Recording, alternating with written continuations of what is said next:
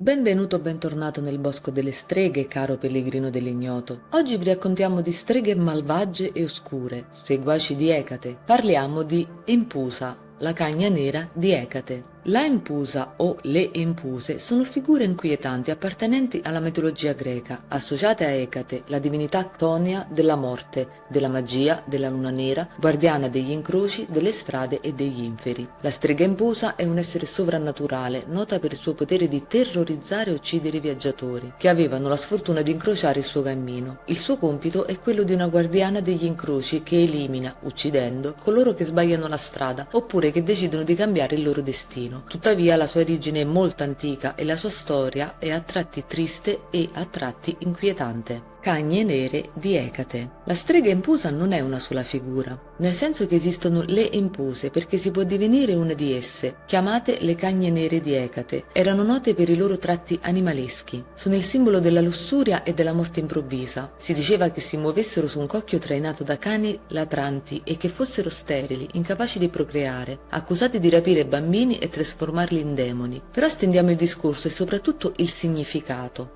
La Empusa è una strega che, in pieno Medioevo, divenne un mito spaventoso. La Santa Inquisizione appunto utilizzava degli elementi descrittivi di questa strega per riconoscerla, oltre a quelli caratteriali o ai comportamenti che aveva. In questo modo si accusava la donna sospetta di stregoneria di essere un'Empusa e quindi poteva tranquillamente finire sul rogo. La Empusa era anticamente un'ancella o vestale della dea Ecate. Vestiva di nero quando era di giorno o incontrava altri umani, mentre erano totalmente nude, truccate col fango o tinte nere durante i culti di venerazione, evocazione o per festeggiare la dea Ecate, durante la luna nera o luna oscura o plenilunio. Nei rituali di Ecate esse camminavano nelle foreste al buio, avendo solo una torcia in mano, una torcia che serviva per illuminare la strada. Ballavano attorno ad un fuoco, eseguivano rituali orgiastici, spesso si accompagnavano ad animali sacri alla dea, come ad esempio i cani neri. Nei culti più evocativi e antichi era prassi che ci fosse un sacrificio. Precisiamo che Ecate è considerata la dea del culto dei morti, tant'è che era possibile eseguire addirittura dei sacrifici umani che avvenivano dopo i rituali orgiastici per avere la sua benedizione e benevolenza. Aspetto innocuo di Empusa. La Empusa è una creatura mutaforme, capace di assumere diverse sembianze come cagna, vacca, asina, mula o bellissima fanciulla. Il suo nome, Empusa, significa colei che si introduce a forza, ed esiste un significato dietro questo nome. L'aspetto che mostra agli uomini è sempre innocuo o comunque che non fa paura, debole, fragile. Esisteva però un tratto distintivo quando si trasformava in forma umana o per sedurre, un segno che permetteva a chiunque di riconoscerle, vale a dire quello di avere un piede o una gamba di bronzo, metallo sacro a Ecate, oppure composto da sterco di asina o di vacca. Inoltre aveva delle natiche d'asina, occhi rossi infuocati e denti aguzzi sottili che usava per succhiare il sangue. Queste caratteristiche venivano però nascoste dagli abiti e dai sandali di bronzo. La vera storia di Empusa. L'Empusa, come abbiamo detto, in pieno Medioevo divenne un essere spaventoso, una strega terrorizzante, cattiva,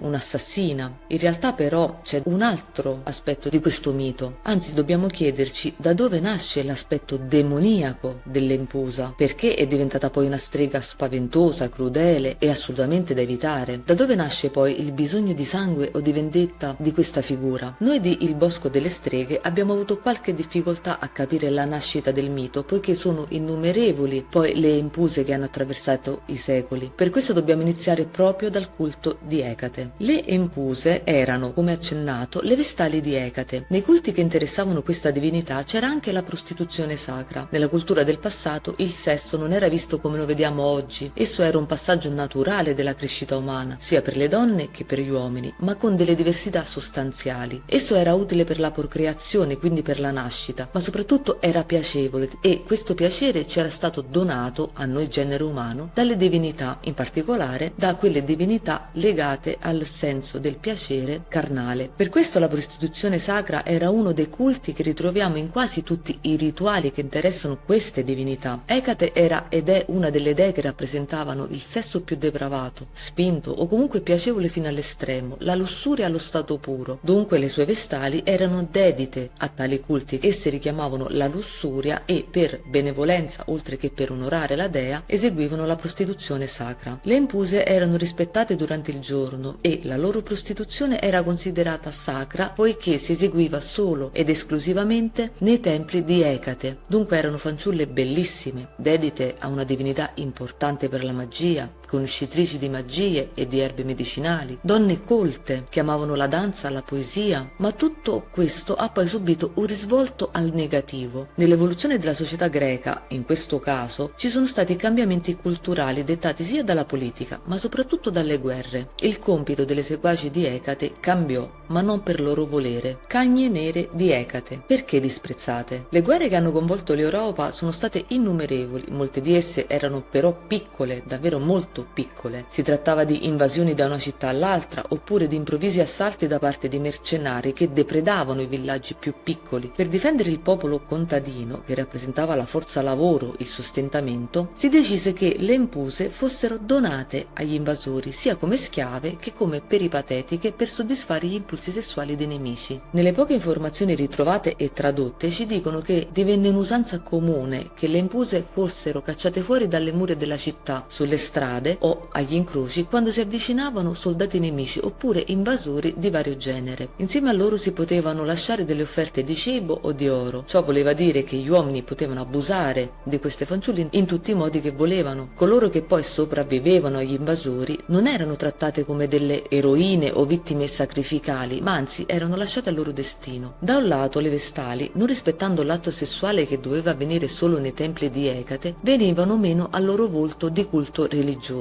Dunque divenivano impure. Poco importava se le impuse erano state costrette dal resto della comunità a subire tali violenze sessuali. Questo è un discorso che ritroviamo spesso nella mitologia greca. Le fanciulle che subivano violenza non venivano comprese, anzi divenivano le colpevoli, cosa che capitò anche alla Gorgone Medusa. Era come dire: se sei così bella da suscitare istinti bestiali negli uomini, la colpa è tua. Oltre all'umiliazione delle violenze subite, le impuse venivano evitate perché sconsacrate, trattate come delle peripatetiche che non avevano diritto a esercitare poi tale professione nemmeno presso le case di piacere, erano costrette a mercificare il loro corpo per sopravvivere nelle strade, quindi toccavano il livello più basso del ceto sociale dell'epoca. Ciò non capitò in un solo giorno, ma in tanti anni e per colpa di tante diverse credenze, usanze e guerre o invasioni, tanto che poi si trovò addirittura difficoltà ad avere nuove Vestali che onorassero il culto di Ecate, che continuò in modo segreto. Il timore per le fanciulle che volevano seguire Ecate e quindi diventare Vestale era quello di poter finire come schiave o prostitute da offrire ai nemici e quindi in seguito disprezzate se sopravvivevano. Ecate, la notte e la vendetta. Le Vestali di Ecate che sopravvivevano a queste bestialità avevano due scelte: diventare appunto peripatetiche, quindi prostitute di bassissimo ceto sociale, oppure unirsi nel culto oscuro. Molti di esse decisero di unire le forze per sopravvivere, divennero quindi streghe a tutti gli effetti. Le loro abitazioni erano al di fuori delle mura dei villaggi perché erano state esiliate dalla comunità, oppure vivevano nei templi di Ecate in disuso. Qui si ritrovavano a passeggiare nelle vie o presso gli incroci in cerca di clienti. Nelle testimonianze che ci sono giunte notiamo che venivano consultate per avere filtri magici, per fare rituali, predire il futuro. Gli uomini che invece le desideravano come donne mercenarie venivano sedotti e uccisi. Il sacrificio avveniva come sacrificio a Ecate per tornare ad avere la benevolenza della dea. Il sangue delle vittime era usato come trucco durante i culti più importanti, che rimanevano oscuri, cioè segreti agli occhi della comunità. Le impuse si dipingevano gli occhi, le guance e le labbra con il sangue delle loro vittime. Questo potrebbe poi aver creato il mito della strega con gli occhi rossi infuocati. Si ballava attorno ai fuochi e i rituali orgiastici erano poi seguiti dal sacrificio del cliente che era inconsapevole di partecipare a tale rituale. Insomma, la vendetta di queste Vestali verso la società che le aveva rese schiave in base alle necessità venne interamente dedicato alla luna nera, ed è per questo che furono poi chiamate le cagne nere di Ecate. Il mito della gamba di bronzo. Le Vestali di Ecate, quando erano venerate e onorate per rispettare la dea durante i culti originari, usavano indossare dei sandali di bronzo che erano poi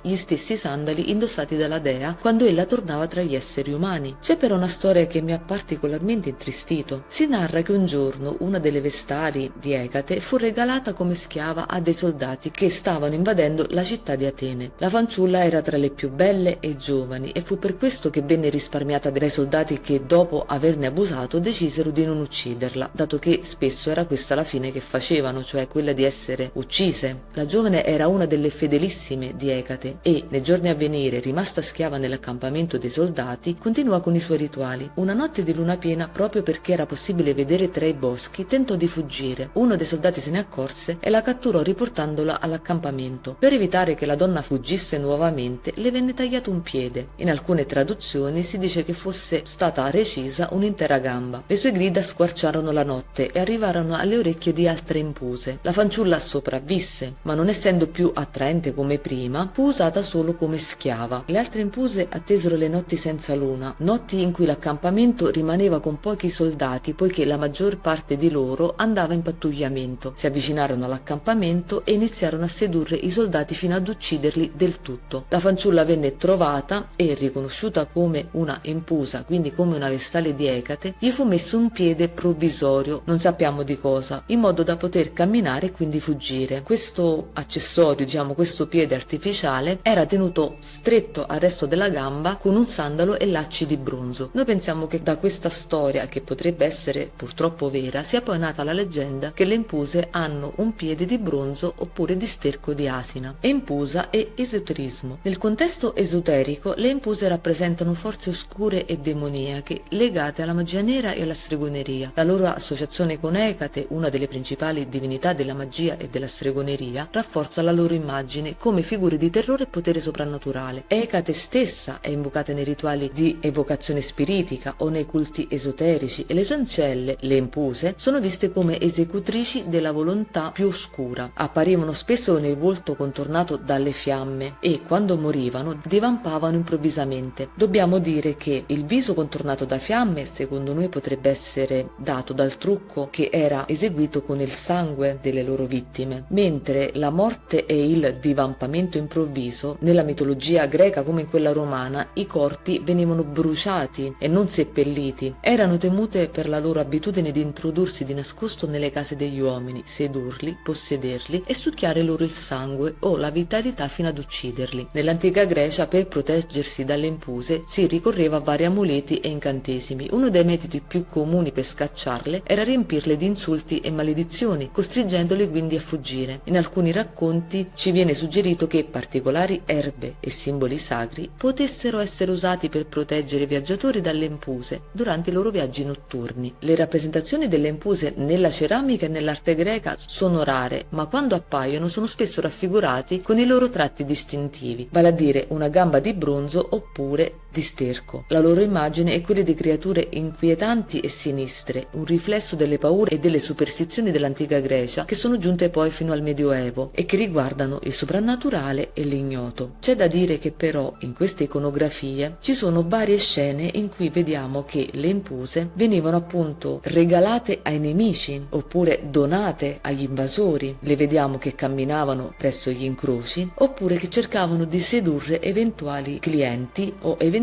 uomini. Questo ci fa capire che probabilmente la vera storia delle impuse è quella che abbiamo appena raccontato. Terminiamo qui il video di oggi su questa strega o streghe, che sono delle vestali oscure che hanno mantenuto vivo il culto di Ecate senza farlo dimenticare. Loro hanno continuato a venerare la loro divinità in modo segreto e nascosto. Dici cosa ne pensi con un commento, oppure se vuoi approfondire il discorso su questo argomento. Lascia un like se il video ti è piaciuto e iscriviti al canale per rimanere aggiornato. Un saluto dal Bosco delle Streghe.